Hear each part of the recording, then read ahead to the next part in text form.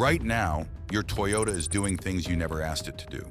Beeping at you for no reason, shutting your engine off at every red light, slamming your brakes when there's nothing in front of you. And here's the crazy part. Toyota turned all of this on at the factory, buried the off switches deep in menus they know most owners will never find, and called it helping you. Some of these features are quietly wearing out expensive parts. Others are draining your battery while your car just sits in the driveway. And at least one of them is so annoying that owners have filed complaints demanding Toyota remove it entirely. Today I'm showing you 11 features you should seriously consider turning off, and exactly how to do it. Let's get into it. Feature number 1, the auto start-stop system. Let's start with the one that annoys Toyota owners more than anything else, the auto start-stop system. You pull up to a red light, your foot's on the brake, and suddenly your engine just dies. Then the light turns green, you lift your foot, and the whole car shudders back to life like it's waking up from a nap. Toyota says this saves fuel, and technically that's true. You might save around 3 to 5% on gas in heavy city traffic. But here's what they don't put in the brochure. Every single time that engine restarts, your starter motor and battery take a hit. A normal car might see 50,000 engine starts over its lifetime. With auto start-stop, you're looking at hundreds of thousands. That's why these systems require special reinforced starters and expensive AGM batteries.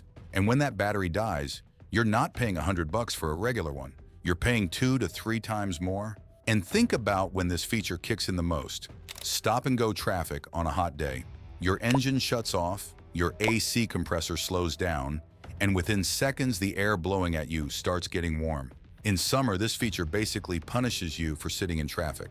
Now here's the frustrating part. On most Toyotas, there's a button to turn it off, usually marked with an A surrounded by a circular arrow near your gear shifter or on the dash. But Toyota designed it so the system turns itself back on every single time you start the car. You have to press that button on every drive. On some newer models with the multimedia settings menu, you can dig into vehicle customization settings and change the default behavior.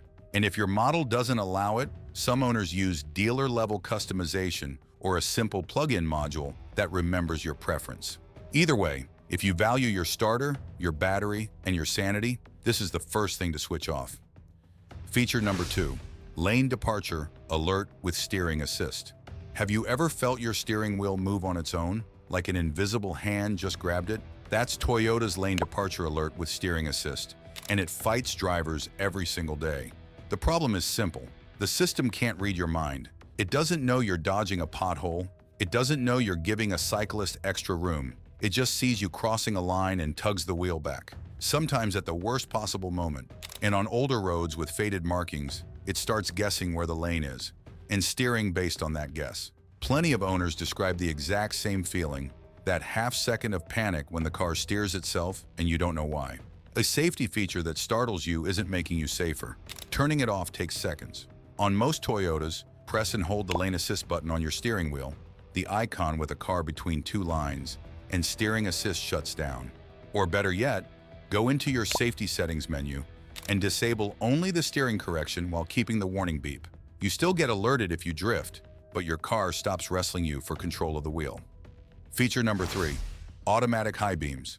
Picture this. You're driving down a dark road at night, a car appears in the distance, and your Toyota is still blasting high beams straight into their eyes. The other driver flashes you, maybe honks, and you're sitting there looking like the most inconsiderate person on the road. Except it wasn't you, it was your car. Toyota's automatic high beams are supposed to detect oncoming traffic and dim themselves. And sometimes they do, but they react late, often a full second or two after a human would have dimmed them. They get confused by curves, hills, reflective road signs, and cars pulling out of side streets. And here's the part that drives people crazy. They also dim when they shouldn't.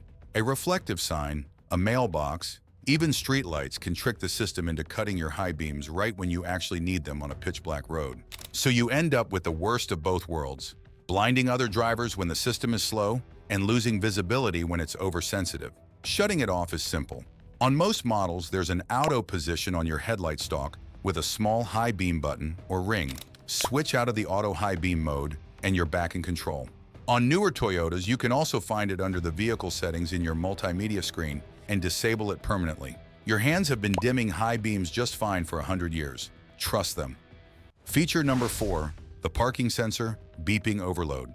Try backing into a tight parking spot in a modern Toyota, and your car turns into a full-blown orchestra. Beep, beep, beep, beep. The front sensors are beeping, the rear sensors are beeping, the cross-traffic alert joins in, all at different pitches, all at the same time. And somewhere in that wall of noise, you're supposed to figure out which corner of your car is actually close to something. Here's the thing, parking sensors are genuinely useful. The problem is Toyota's sensitivity settings. The system starts screaming when you're still 3 feet away from an object. In a normal parking garage, 3 feet is just parking. So the car cries wolf every single day, and owners do exactly what you'd expect. They start ignoring the beeps completely. And that's when a safety feature becomes dangerous. Because the one time it's warning you about something real, your brain has already learned to tune it out. It gets worse in drive-thrus and tight streets. Curbs, poles, hedges, even heavy rain can set it off. Some owners say they've had the system panic beep at a plastic bag blowing across a parking lot. Now, you don't have to kill the sensors entirely. And honestly, you shouldn't.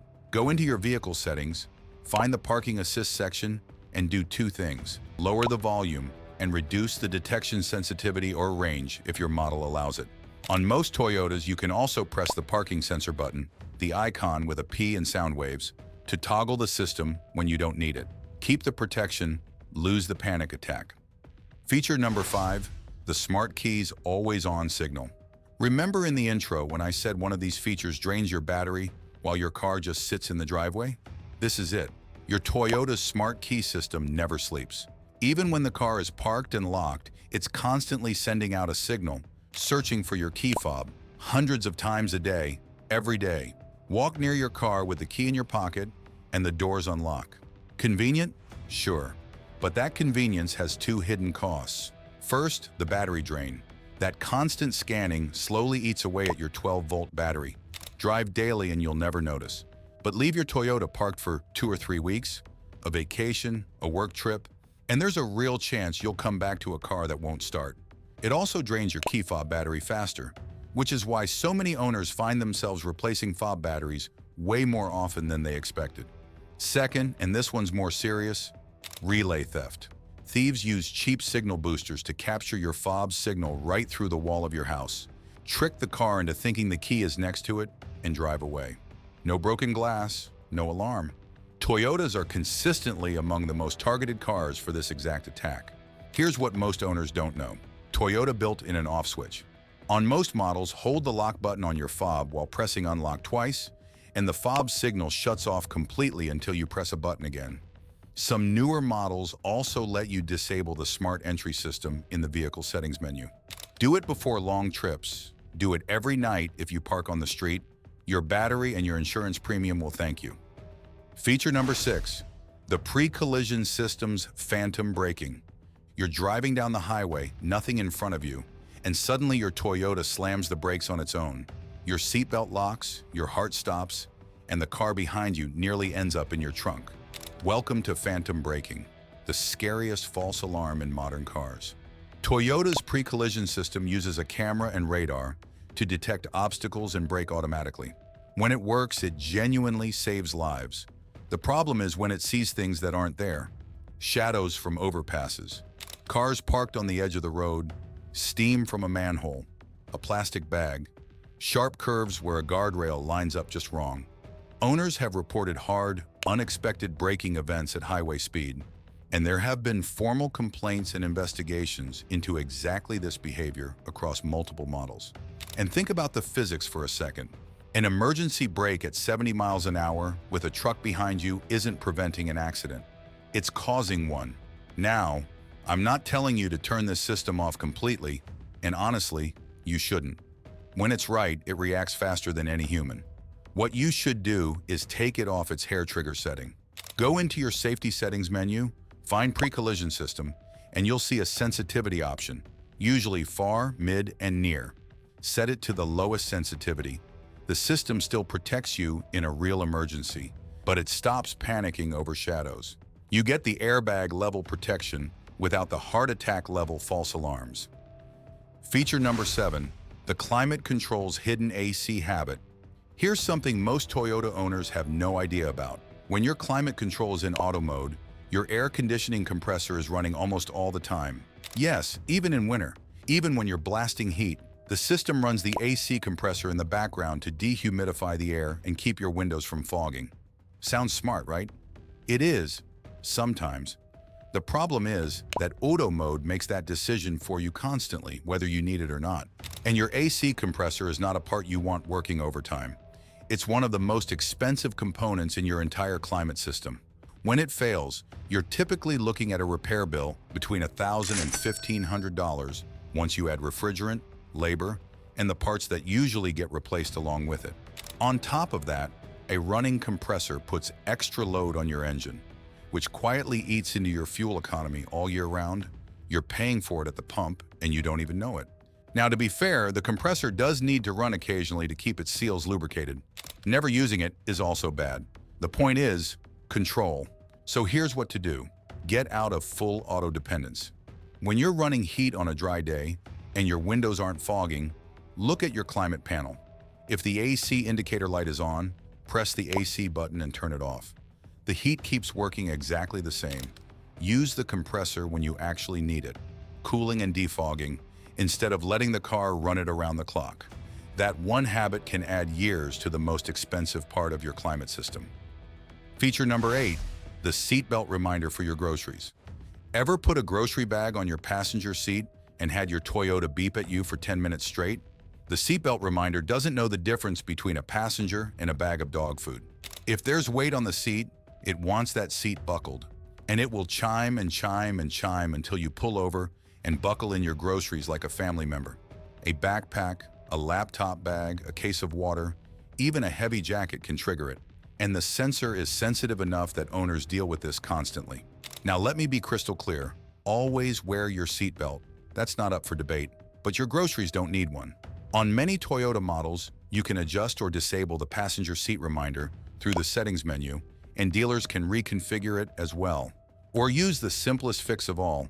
Heavy items go on the floor or in the back seat. Either way, you shouldn't have to buckle in a watermelon to get some peace and quiet. Feature number 9, automatic door lock walk-away confusion. Your Toyota locks and unlocks itself based on rules you probably never agreed to, and half the time, owners have no idea what those rules even are. Some models lock the doors automatically when you shift out of park, others when you hit a certain speed.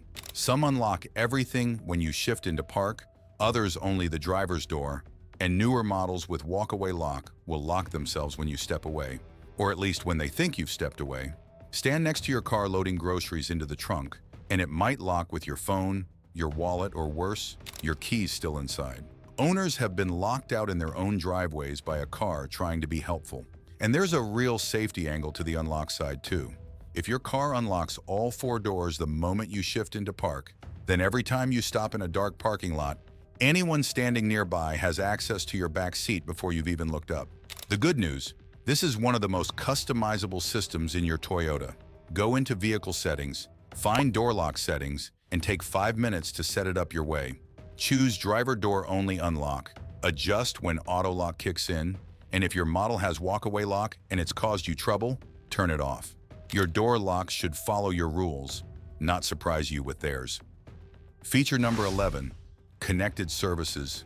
Your Toyota is watching you. And I saved the biggest one for last, because this feature isn't annoying you, it's watching you. If you drive a newer Toyota, your car is connected to the internet right now. Through Toyota's connected services, it can track your location, your speed, your acceleration, and braking habits, when you drive, and where you go. And buried in the terms most owners accepted without reading, some of that driving data can be shared with third parties, including in some cases, data brokers that work with insurance companies. There have been reports of drivers discovering their insurance rates went up because of driving behavior data they never knew was being collected. Think about that. Every hard brake, every late night drive, every trip, logged, not by an app you downloaded, by the car itself. Now, connected features do have real benefits. Automatic collision notification, remote start from your phone, stolen vehicle tracking. So this isn't about ripping the modem out. It's about knowing what you've agreed to. Open the Toyota app or your multimedia settings, find the data privacy section, and actually look at what's enabled. Turn off the data sharing you're not comfortable with, especially anything related to driving behavior sharing, while keeping the safety features you actually want.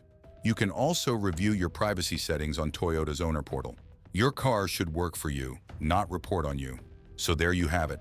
11 features your Toyota turned on without asking, and now you know exactly how to take back control. You don't have to disable all of them.